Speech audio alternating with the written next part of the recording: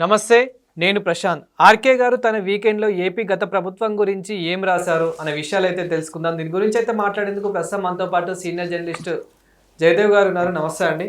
నమస్తే Prashanth. Sir, RK గారు తన వీకెండ్లో ఇప్పుడు ఏపీ గత ప్రభుత్వం గురించి ఏం రాయడం జరిగింది? యాక్చువల్గా జగన్మోహన్ రెడ్డి గారు ఎప్పుడు సమావేశంలో మాట్లాడినా కూడా మనం పోరాటం చేయాల్సింది ఆ 4 పార్టీల మీద కాదు, 4 ఛానళ్ళ మీద అని అంటూ ఉంటారు అప్పుడు. సో అలా చెప్పినప్పుడు ఆయన ఈనాడు, ఏబిఎన్, టీవీ5, ఇంకేదో సమ్ మహానో లేకపోతే ఇంకేదో చెప్తూ ఉంటారు. సో వీళ్ళు ముందు చేయాలి, వీళ్ళు ఉన్నవి లేనట్టుగా లేని ఉన్నట్టుగా రాసి మనల్ని భ్రష్టు పట్టించేలా చెప్తున్నారు. వీళ్ళతో మనం పోరాడి గెలవాలి. మనం వైనాట్ 175 అనే మీటింగ్ పెట్టిన రోజు కూడా ఆయన అదే మాట్లాడాడు. సో ఇప్పుడు ఏదైతే ఉందో ఏబిఎన్ రాధాకృష్ణ గారి విషయంలో ఆయన ప్రతిసారి కూడా ముక్కుసూటిగా వెళ్తూ ఉంటాడు, ఆయన నిక్కచ్చిగా మాట్లాడుతూ ఉంటాడు. దాన్ని కొంతమంది విమర్శలు చేస్తారు, కొంతమంది నచ్చని వాళ్ళు ఏంటి నువ్వు ఓవరాక్షన్ చేస్తున్నాడు అనేవాళ్ళు కూడా ఉన్నారు, లేకపోలేదు. కానీ ఆయన చెప్పాలనుకున్నది ఏదైతే ఉన్నారో అది చెప్తూనే ఉన్నారు. అయితే ఇక్కడ ఆయన ప్రతిసారి కూడా వీకెండ్ కామెంట్ అని ఒకటి ఉంటుంది, డిఫరెంట్గా వస్తుంది. ఆ వీకెండ్లో ఒక అనాలిసిస్ గురించి, ఆ వారాంతంలో జరిగిన రాజకీయ సమీకరణాల గురించి కొంత విశ్లేషణ నడుస్తుంటుంది. ఇట్లాంటి నడుస్తున్న సందర్భంలో ఆయన ఈసారి ఇచ్చింది ఏంటంటే, అసలు జగన్మోహన్ రెడ్డి గారు మాట్లాడితే దేవుడి దయ, దేవుడి కృప వల్లే మనం అందరం ఎట్లా ఉన్నాము, దేవుడు చక్కగా చూస్తే మళ్ళీ ఎలక్షన్కి మనమే గెలుస్తాం, మనమే ఉంటాం, మనమే రాజులుగా కొనసాగుతాం, ఇదంతా దేవుడు రాసిన స్క్రిప్టు, ఎలా జరగాల్సిన అలా జరుగుతుంది అని ప్రతిసారి అంటుంటాడు. సో అలా అన్నప్పుడు ఈయనకి పాపభీతి అనేది ఉందా లేదా, ఈయన నిజంగా నేరాలు ఘోరాలు చేస్తాడా చేయడా, నిజంగా ఇవన్నీ చేశాడా చేయలేదా అనే దాని మీద నిజంగా మనస్సాక్షి అనేది ఒకటి ఉంటుంది కదా. అంటే వాళ్ళు పేపర్ల ప్రకారం చెప్తున్న ప్రకారం కాకపోయినా ఇప్పుడు ప్రతి ఒక్కరికి కూడా చేసే తప్పు మనస్సాక్షి అనేది ఒకటి ఉంటుంది లోపల. అది మనం పడుకునేటప్పుడు అది కొట్టేస్తూ ఉంటుంది, ఎవరైనా ఈరోజు మిస్టేక్ చేశారని. సో అట్లాంటివి ఏమైనా ఉంటుందా ఉండదా అనేది ఆయన వీకెండ్లో చేసిన దాంట్లో క్వశ్చన్. ఎందుకంటే మొదటి నుంచి కూడా చాలా ఆరోపణలు ఉన్నాయి. మా టైం వచ్చినప్పుడు మేము కొడతాం, మేము చూస్తాం అని అని అంటుంటాడు ఆయన. అలాగన్నప్పుడు కూడా 2014-19 మధ్యలో ఆయన పాదయాత్రలు ఏవైతే చేశాడో అక్కడ ప్రతిసారి తిరుపతి వెళ్ళినప్పుడు కూడా రిజిస్టర్లో సంతకం పెట్టాలి, అంటే ఈ దేవుడి పైన విశ్వాసం ఉంది బట్ నేను అందుకే వచ్చాను అన్నట్టుగా డిక్లరేషన్ మీద. సో ప్రభుత్వం మాది కాబట్టి ఎప్పుడు చేసేవారు కాదు. అంతకుముందు 14-19 మధ్యలో కూడా ప్రభుత్వం లేకపోయినా వెంటనే వెనక్కి వెళ్ళి గుమస్తా ఎవరో రిజిస్టర్ సార్ దీని పెట్టాలంటే ఏం పెట్టకపోతే మాకు ఎలవ్ చేయరా అన్నట్టుగా కూడా ప్రవర్తించిన సందర్భాల్లోనే ఊరుకున్నారు. గవర్నమెంట్ వచ్చాక అసలుకే లేదు. ఆ తర్వాత గవర్నమెంట్ వచ్చినప్పుడు కూడా ఈ స్వామివారికి బ్రహ్మోత్సవాల టైంలో పట్టు వస్త్రాలు, ధ్వజారోహణము, ధ్వజ అవరోహణ వాటి సమయంలో కూడా ఈయన సింగిల్గా వెళ్ళి చేసేవారు కానీ సతీ సమేతంగా వెళ్ళి చేసేవారు కాదు. అంటే కొన్ని క్రతువులకి సతీ సమేతంగా వెళ్ళడం. నిజంగా దైవభక్తి ఉంటే ఇవన్నీ ఆయన వెళ్తాడు కదా, ఫాలో అవుతాడు కదా. అన్ని మతాలు ఒకటే, అందరి దైవం ఒకటే అనుకున్నప్పుడు దీనికి కూడా గౌరవించాలి కదా అనేది ఒకటి. తర్వాత గవర్నమెంట్ దిగిపోయే ముందు సంవత్సరం ఎప్పుడో ఉగాదికి ఆయన ఇంట్లోనే వెంకటేశ్వర స్వామి సెట్ వేయించుకుని అక్కడే పెట్టుకున్నాడు తప్ప ఈనాటి వెళ్ళలేదు అనేది ఒక ఆరోపణ. సో అలాగా మొత్తానికి అన్ని విధాలుగా ఇప్పుడు ఉగాదికి ఏదైతే ఉన్నారో ఆ ఇంటిలో సెట్ వేయించుకున్నారు. ఆయన శ్రీమతి గారు కూడా పచ్చలో తీర్థం ఇస్తే తీసి టిష్యూతో తీర్చిపడేశారని కూడా అప్పుడులో చాలా వైరల్ అయ్యాయి. దాన్ని కూడా సమర్థించే వాళ్ళు ఎలా సమర్థించారంటే అది ఆయన ఇష్టం, ఆయన ఆ మతం కాబట్టి తీసుకోడు ఏవో. ఇప్పుడు బయట ప్రజల కోసం నటించాలి కదా.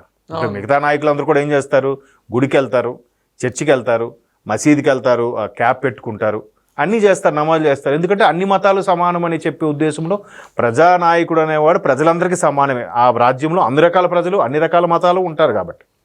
సో ఈయన అంత ఓపెన్ అయిపోయేలాగా చాలా సందర్భాల్లో చేశారు. సరే ఎంత చేశారు సరికదా. ఇప్పుడు పోనీ ఈ ఇష్యూస్ విషయంకి వస్తే మించి 13 ఏళ్ళుగా ఆయన బెయిల్ మీదే ఉన్నాడు. ఆయన మనీ లాండరింగ్ వ్యవహారాల మీద ఈడీ ఒక 38,000 కోట్లు ఏదో జప్తు చేసింది, సిబిఐ ఛార్జ్ షీట్ ఇది అయింది.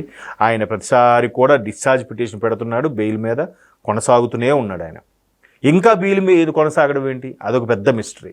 ఇప్పటికీ ఎవరికీ అంతుపట్టని విషయం, కోర్టులు కూడా అంతుపట్టని విషయం.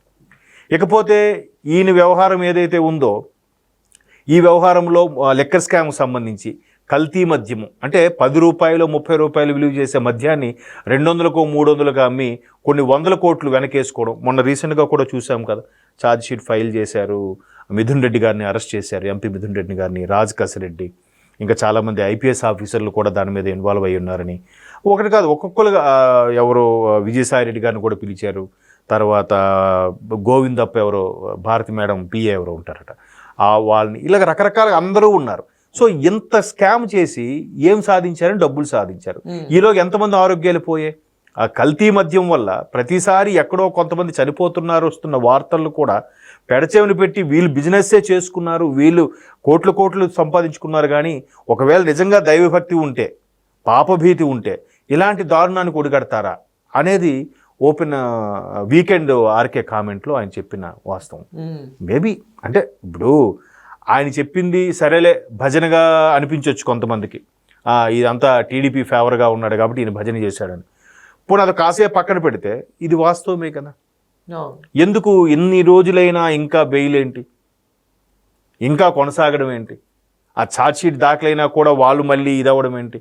మరోవైపు ఆ సుప్రీంకోర్టు జస్టిస్లో ఒక ఆయన వర్మ ఎవరో, ఆయన ఇంట్లో ఇంటి ముందు తగలబడుతున్న నోట్లు కట్టి ఇప్పుడు అవిశ్వాస తీర్మానం అభిశంసన తీర్మానం ఏదో పెడుతున్నారు కదా.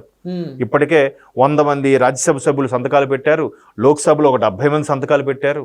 అతనికి ఇంకా పూర్తిగా న్యాయ వ్యవస్థ నుంచి తొలగించే విధంగా చూడండి. అటు అంటే మనిషి అనేవాడు ఎక్కడో ధర తెగుతాడు ఏదో ఒక విషయంలో. ఒకడు ₹1 కోటి తగ్గచ్చు, ఒకడు 10 కోట్లు తగ్గచ్చు, ఒకడు 100 కోట్లు తగ్గచ్చు. 100 కోట్లు పోతే పోయింది, ఏముంది. అంటే ఎంత డబ్బు చూడండి.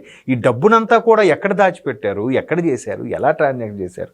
డిజిటల్గా అంటే ఏదోనే చెయ్యొచ్చు. ఇన్ని అంటే ఎందుకు ఎంత మనీ అని అంటున్నానంటే, గత 19 నుంచి ఆల్మోస్ట్ 23 ఫిబ్రవరి వరకు, జనవరి వరకు కూడా కేవలం క్యాష్ అండ్ క్యారీ, డబ్బులు ఇచ్చి తీసుకోవాలి తప్ప మందు షాపు, గవర్నమెంట్ యారక్ షాపుల్లో ఎక్కడ వైన్ షాపులు అనేవి తీసేశారు. మొత్తం గవర్నమెంట్ నడిపిస్తుందంట, అది కూడా స్వచ్ఛమైంది, వాళ్ళకి అనువైన రేట్లలో ఇస్తామని చెప్పి బయటికి స్టేట్మెంట్, లోపల మాత్రం కోట్లు తీసేసుకున్నారు. కింద ప్లానింగ్ చేసి మనీ ట్రాన్స్ఫర్ చేసి వాళ్ళకి డిస్టిలరీలతో మధ్యలో మీడియేటింగ్ చేసుకున్నాడే 100 కోట్లు సంపాదిస్తే, 100 కోట్ల పైగా ఇంకా మహాముదురులు ఎంత సంపాదిస్తారు. అన్ని కోట్లు ఎక్కడ డిజిటల్ స్వైపింగ్ లేదు, క్యూఆర్ కోడ్ లేదు, యూపీఐ ట్రాన్సాక్షన్ లేదు, ఫోన్పేలు, గూగుల్ పేలు ఏమీ లేవు. ఓన్లీ క్యాష్ తీసుకుని అంటే ఎక్కడ ఏం చేశారు, ఎన్ని 100, 10 ఈ నోట్ల కట్టలను ఎక్కడ దాచారు. అదేదో లీడర్ ఏదో సినిమాలు అనుకుంటా, ఒక అపార్ట్మెంట్కి వెళ్తే అపార్ట్మెంట్ మొత్తం నోట్ల కట్టలతో నిండిపోయి ఉంటుంది. అంటే అలాంటి ఎన్ని అపార్ట్మెంట్లు ఎక్కడున్నాయో తెలియదు, ఎక్కడ దాచారో.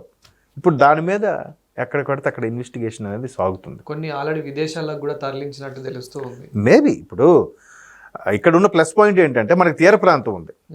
ఒకవేళ ఢిల్లీలో ఏదైనా స్కామ్ జరిగిందో ఆయన అక్కడి నుంచి గోవాకి తరలించడానికే ఆయన నోట్ల కట్టలు అది ఏదో అయ్యిందని జాగ్రత్తగా చేసేసారు ఢిల్లీ నుంచి గోవాకి. మరి ఇక్కడ ఆంధ్రప్రదేశ్లో దాన్ని ఏమంటారు, తీర ప్రాంతం ఉంది కాబట్టి సీపోర్ట్ ఏరియా నుంచి మీరు అన్నట్టు విదేశాలకు ఎక్కడ తరలించేశారు. అంత మేధావులు. మరి అదే అంటాను, అంటే ఎంత జరిగి ఎంత జీనియస్గా ఉన్నాడు, మరి దేవుడు దెయ్యం అని అంటుంటే ఆశ్చర్యంగా అనిపించదా. సో అదే ఆయన comment. Thank you sir. Thank you.